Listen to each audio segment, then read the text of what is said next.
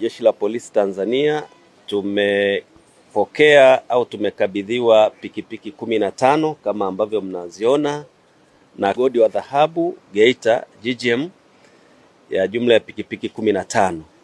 Na mimi kamishna wa polisi operation na mafunzo nimepokea kwa niaba ya mkuu wa jeshi la polisi nchini Afande IGP Kamilusi Wambura pikipiki hizo.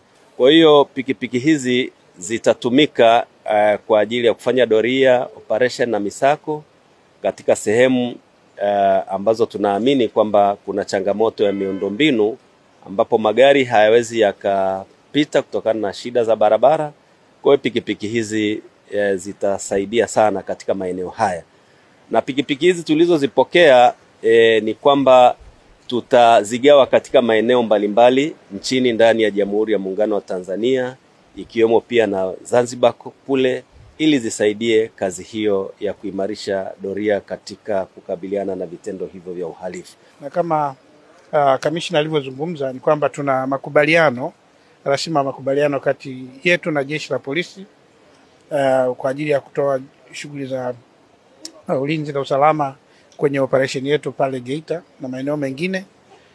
Na kwa muktadha huo tumekubaliana kwamba pamoja na yale tunayofanya kwenye makubaliano, lazima pia kutoa tunachoita in kind support. Maana yake kugharamia tu shughuli za ulinzi peke yake haitoshi, ambapo tunanufaika sisi kama kampuni. Kwa hiyo tunaamini kwamba tunapokuwa sisi salama, ni muhimu pia jamii inayozunguka kuwa iwe salama, na haiwezi kuwa lazima complement wanasema, yani kuongezea pale kwenye juhudi nzuri za serikali ambayo inafanya kuhakikisha usalama wa raia na mali zao unadumishwa.